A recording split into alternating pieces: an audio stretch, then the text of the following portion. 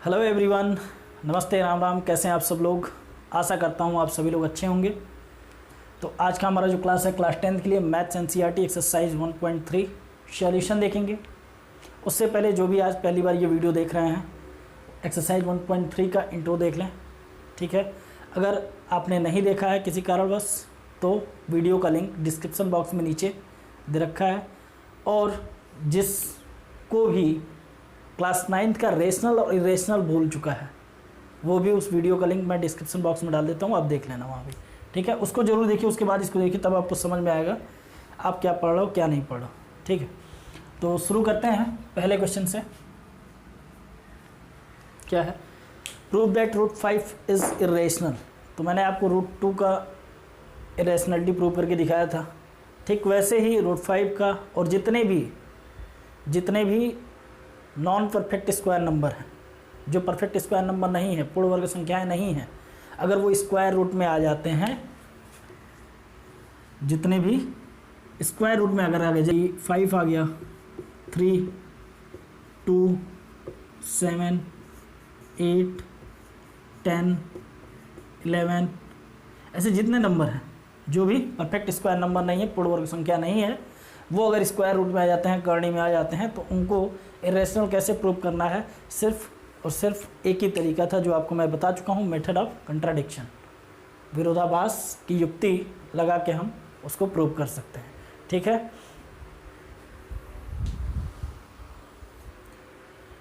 तो अब हम लोग देखते हैं √5 को कैसे इरेशनल प्रूव करेंगे।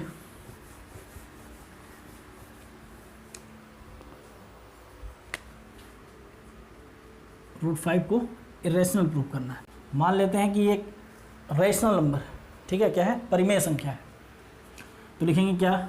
Late √5 is a rational number, ठीक है। माना करणी में 5 एक परिमेय संख्या, हमने झूठ में ये मान लिया है, ठीक है। कॉन्ट्राडिक्ट करना है ना।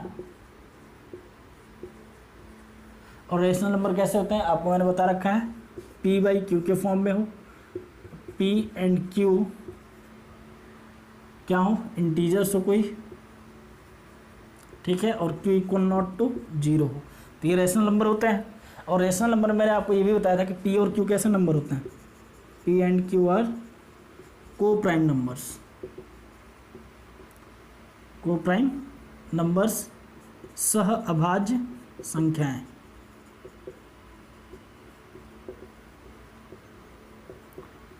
बताया था आपको सहअभाज्य संख्याएं क्या होती हैं, जिनका कॉमन फैक्टर केवल और केवल 1 हो। जैसे P/Q कोई नंबर लिख दिया जाए 16/32, ठीक है।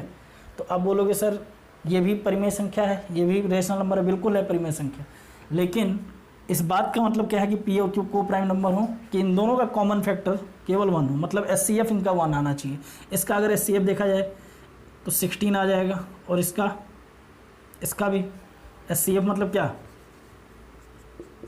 16 से ये दोनों डिवाइड हो जाएंगे ना।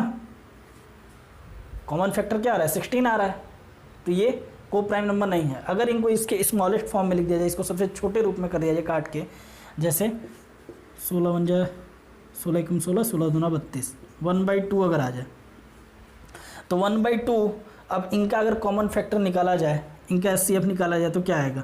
1 आएगा, है ना। इनका SCF 1 आएगा, या फिर कॉमन फैक्टर 1 ही मिलेगा, 1 × 1 2 × 1, 1 × 1 अपॉन 2 × 1 लिख सकते हैं, और 1 क्या मिल जाएगा? कॉमन फैक्टर मिल जाएगा। तो ऐसे नंबर्स को हम बोल देंगे कि ये क्या है? को प्राइम नंबर्स हैं, सहअभाज्य संख्या है। तो वैसे ही यहाँ हमने P/Q के फॉर्म में इसको लिखना पड़ेगा, क्योंकि हमने इसको रेशनल मान लिया है, ठीक है। और रेशनल मान लिया तो P और Q के जो उभयनिष्ठ गुणनखंड होंगे, कॉमन फैक्टर होगा, वो क्या होगा? 1 होना चाहिए। तो √5 को हमने मान लिया है P/Q, ठीक है। अगर ये परिमेय संख्या है तो P/Q के फॉर्म में होना चाहिए। अब इसको क्या करेंगे, अगर इसको दोनों तरफ स्क्वायर कर दिया जाए तो यहाँ से स्क्वायर रूट हट जाएगा, तो स्क्वायरिंग बोथ साइड्स, दोनों पक्षों का वर्ग करने पर वर्ग करने पर क्या हो जाएगा, ये रूट 5 का स्क्वायर करोगे 5 आ जाएगा और ये P square by Q square आ जाएगा। इतनी बात समझ में आ गई कि P square by Q square आ जाएगा ये।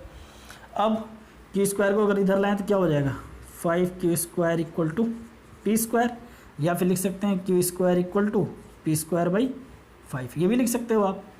भाई यहाँ भी पी स्क्वायर कैसा नंबर है, ऐसा नंबर है इसमें 5 है, उसके साथ 5 इंटू क्यू स्क्वायर है, तो हम क्यू स्क्वायर इक्वल टू लिख सकते हैं फिर पी स्क्वायर बाई 5।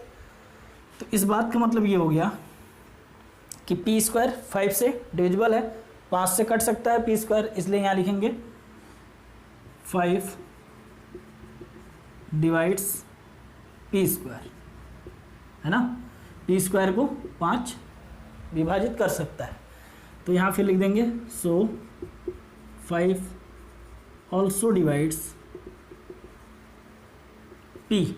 ने थ्योरम 1.3 देखा था कि अगर किसी नंबर का स्क्वायर किसी प्राइम नंबर से कट जाता हो तो वो नंबर भी उस प्राइम नंबर से डिवाइड हो जाएगा, ये हमने देखा था। तो क्या लिखेंगे आप हिंदी में, पी स्क्वायर 5 से विभाजित होता है या फिर विभाजित है, इसलिए पी भी 5 से विभाजित होगा।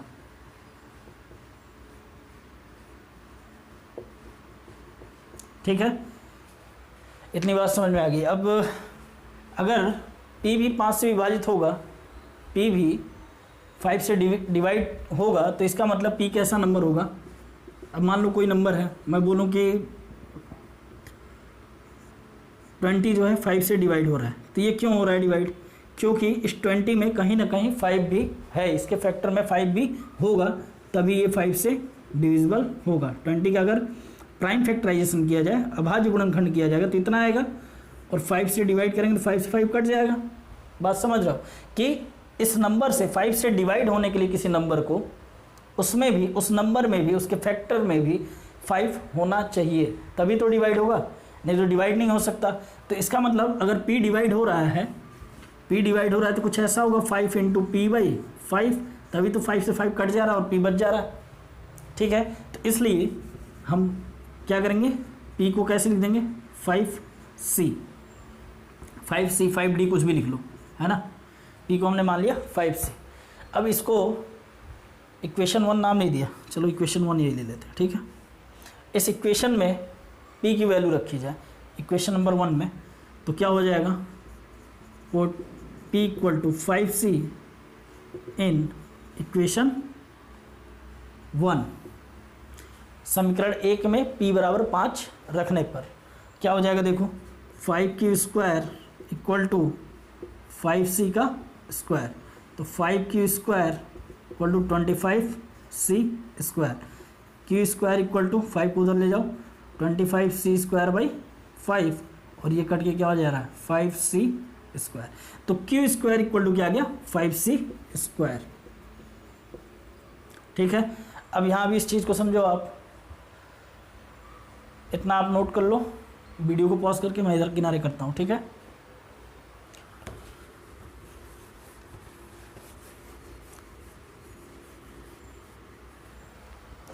और इसको भी हम लिख सकते हैं q square equal to 5c square then c square equal to q square by 5।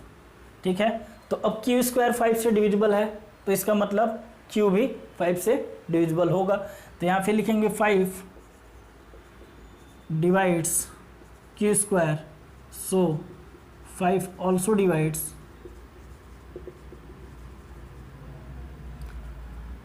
q, है ना, कि अगर 5 q स्क्वायर को विभाजित करता है तो 5 q को भी विभाजित करेगा। ठीक है, ये बात हिंदी में आप लिख लोगे यहाँ पे कि q स्क्वायर 5 से विभाजित है, इसलिए q भी 5 से विभाजित होगा। इतनी बात आपने लिख ली, तो हमको देखने को क्या मिल रहा है कि p और q दोनों का जो कॉमन फैक्टर है, p भी 5 से विभाजित हो रहा है और q भी 5 से विभाजित हो रहा है। इसका मतलब क्या हुआ कि p और q दोनों का कॉमन फैक्टर जो आ रहा है 5 आ रहा है। ठीक है, और हमने आपको बताया कि रैशनल नंबर में p और q का कॉमन फैक्टर केवल और केवल 1 होना चाहिए, मतलब उभयनिष्ठ गुणनखंड 1 के अलावा कुछ भी नहीं होना चाहिए। तो ये बात तो गलत हो गई, गलत चीज़ आके मतलब कुछ गड़बड़ हो गया, और कुछ गड़बड़ हो गया तो उसी गड़बड़ को कैसे लिखेंगे, आपको लिखवाया था, फिर एक बार लिखवा देता हूँ। क्या लिखोगे? P and Q have common factor, sorry, P and Q have 5 as common factor, as a common factor, ठीक। और P और Q का 5 उभयनिष्ठ गुणनखंड है, but this contradicts the fact that P and Q have no common factor other than 1। मतलब कि लेकिन यह इस तथ्य का विरोधाभास कर रहा है कि P और Q का एक के अलावा कोई और कॉमन फैक्टर नहीं होना चाहिए, उभयनिष्ठ गुणनखंड नहीं होना चाहिए। लेकिन हमको क्या मिल रहा है? 5 मिल रहा है। ये क्यों हो रहा है? क्योंकि हमने गलत मान रखा है, झूठ मान रखा है ना कि √5 एक रैशनल नंबर है। तो यहाँ पे लिखेंगे दिस कॉन्ट्राडिक्शन, इस लाइन को तो यार याद कर लो, याद क्या मतलब रट्टा मार लो। This contradiction has arisen due to our wrong assumption लिख लो या फिर सपोजिशन लिख लो, जो आपकी इच्छा हो। Assumption that √5 is a rational number.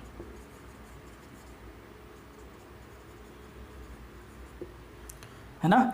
यह विरोधाभास क्यों उत्पन्न हुआ? क्योंकि हमने गलत एजम्पशन किया था, गलत मान लिया था, ठीक है। जो हमने कल्पना की थी कि √5 एक रैशनल नंबर है ना, ये गलत कल्पना हमने कर ली थी, इसलिए ये सब कहानी चलने लगी।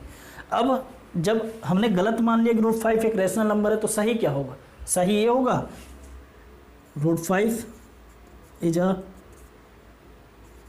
Irrational number. बात समझ में आई आपको कि करना क्या था? दोनों का कॉमन फैक्टर 1 के अलावा कुछ नहीं होना चाहिए था, एक के अतिरिक्त कुछ नहीं होना था। लेकिन यहाँ पे हमको क्या मिल रहा है? 5 as a common factor of P and Q। दोनों का कॉमन फैक्टर P और Q, दोनों का कॉमन फैक्टर, दोनों का उभयनिष्ठ गुणनखंड हमें 5 मिल रहा है, जो कि मिलना क्या चाहिए था? 1 मिलना चाहिए था।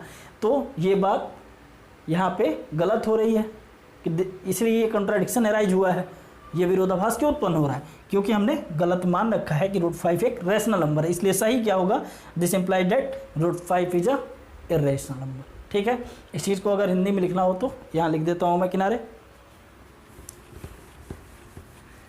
आप नोट करते जाओ, जो भी आप पढ़ रहे हो उस चीज़ को नोट करते जाओ। कॉपी पेन लिए हो ना? हम तो यही आशा करते हैं कि कॉपी पेन लेके बैठे होगे, लेके बैठोगे तो मज़ा आएगा पढ़ने में। अब देखो यहाँ क्या लिखा, यहाँ से है ना, P and Q have 5 as a common factor. मतलब P और Q दोनों का उभयनिष्ठ गुणनखंड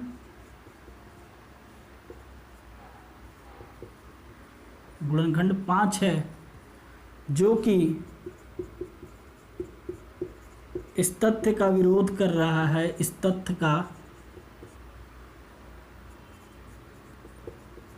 विरोधाभास उत्पन्न हो रहा है। देखो हिंदी में बड़ा हो जाएगा, उत्पन्न हो रहा है कि कर्ण में P और Q का उभयनिष्ठ गुणनखंड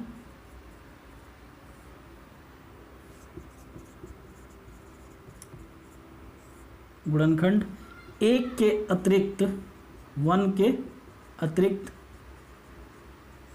कुछ और नहीं होगा, नहीं होगा। जो बात यहाँ हमने लिखी थी वही चीज़ लिख दी हिंदी में यहाँ तक। अब this contradiction arisen due to our wrong assumptions that √5 is a rational number. अब यह विरोधाभास क्यों उत्पन्न हुआ? क्योंकि हमने त्रुटिपूर्ण कल्पना की थी। तो यह विरोधाभास हमारी त्रुटिपूर्ण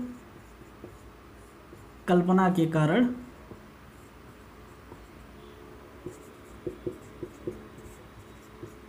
उत्पन्न हो रही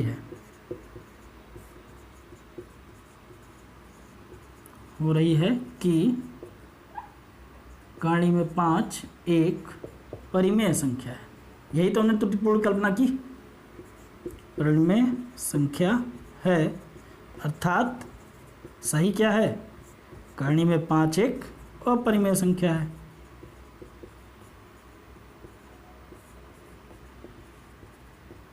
अपरिमेय संख्या, जो चीज़ इंग्लिश में है वही चीज़ हिंदी में है। तो हिंदी वाले यहाँ से यहाँ तक रट्टा मार लो, बस ये √5 √2 √3 जो आएगा ये चेंज हो जाएगा, और इंग्लिश वाले यहाँ से यहाँ तक। ये लाइन मतलब हर जगह आनी है। Question number 2, 3 + 2 √5 is irrational. यही है ना कि 3 + 2 √5 को इरेशनल प्रूव करना है इसको, ठीक है। तो ये भी कुछ वैसा ही होगा, बिल्कुल अलग कुछ नहीं होगा। हम क्या करेंगे, 3 + 2 √5 को मान लेंगे कि ये रेशनल नंबर है। तो let 3 + 2 √5 is a rational number, ठीक है। माना 3 + 2 कहानी में 5 एक परिमेय संख्या है।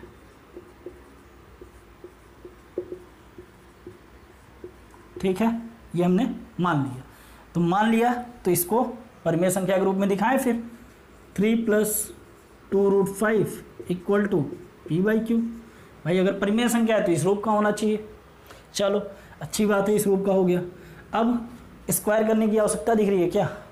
कोई ज़रूरत नहीं है आवश्यकता, कोई भी आवश्यकता नहीं है कि इन दोनों का स्क्वायर किया जाए, ठीक है। क्यों ना किया जाए?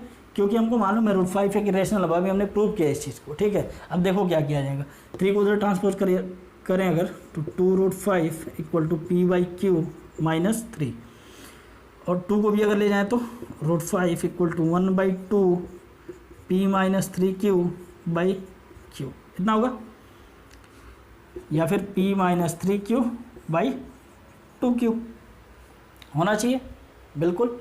अब देखो एक चीज़, अगर यहाँ q को मतलब 0 तो रख नहीं सकते क्योंकि q 0 होना नहीं चाहिए, और p तो 0 हो सकता है, कोई दिक्कत नहीं है। तो q 0 नहीं होना चाहिए, इसका मतलब p और q कोई भी इंटीजर होगा। तो p = अगर 2 ले लें, q = 3 ले लें, तो देखो क्या हो रहा है, 2 - 3 × 3 / 2 × 3, तो 2 - 9/6 - 7/6, और ये एक परिमेय संख्या है, रेशनल नंबर है। मतलब अभी √5 हमने देखा कि ये इरेशनल था, मतलब अपरिमेय संख्या था, और ये क्या आ रहा है, रेशनल आ रहा है, परिमेय संख्या आ रही है ना। तो एक बात सोचो, क्या परिमेय संख्या अपरिमेय संख्या के बराबर हो सकती है? ये संभव है क्या? पॉसिबल है ऐसा संभव हो सकता है कि कोई इरेशनल नंबर किसी रेशनल नंबर के इक्वल हो? नहीं ना। तो यहाँ लिखो that rational number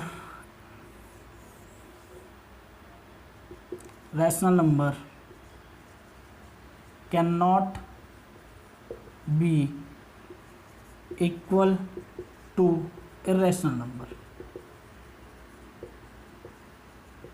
ठीक है भाई, रेशनल नंबर इरेशनल नंबर के इक्वल नहीं हो सकता। And this contradiction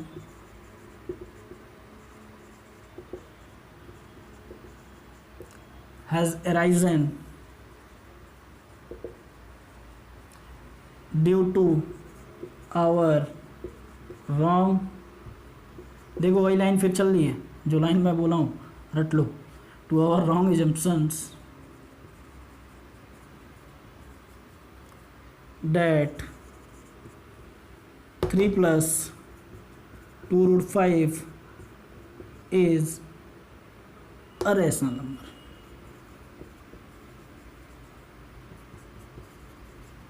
So 3 + 2 √5 is irrational number, है ना। ऐसे आप इसको प्रूव कर दोगे। हिंदी में भी वही लिखोगे कि परिमेय संख्या, यहाँ लिख देता हूँ,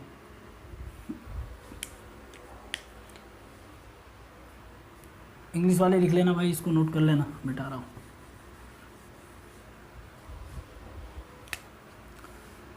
परिमेय संख्या किसी अपरिमेय संख्या के बराबर नहीं हो सकती, अपरिमेय संख्या के बराबर नहीं हो सकती।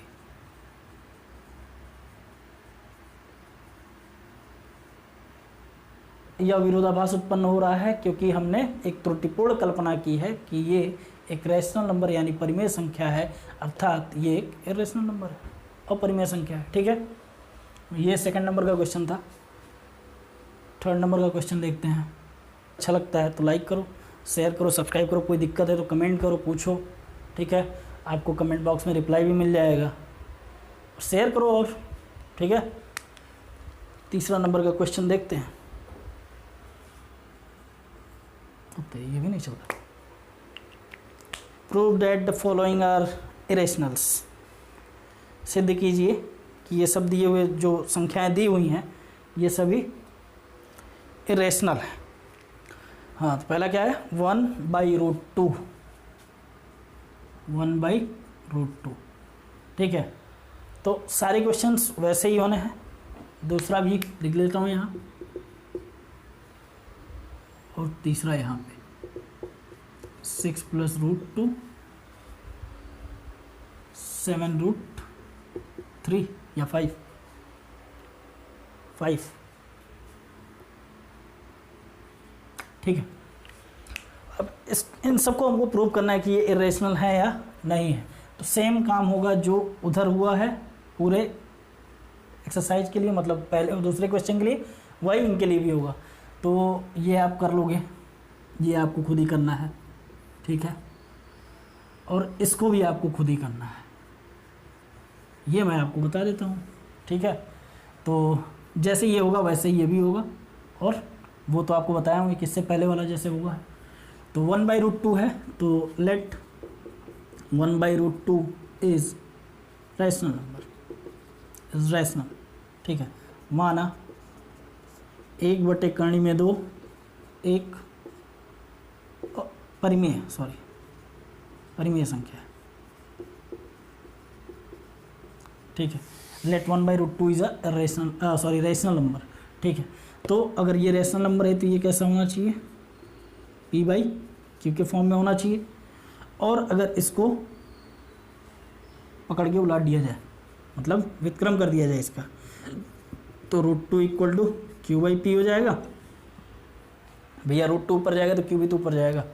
ठीक है, तो अब देखो q 0 नहीं होना चाहिए था, q 0 भी नहीं होगा। p और q क्या होने चाहिए थे, इंटीजर होने चाहिए थे कोई भी, है ना। तो कोई भी इंटीजर रखोगे तो ये तो रैशनल आ जा रहा है, और ये इरेशनल है, हमको मालूम है ना। तो फिर वही बात लिखेंगे यहाँ कि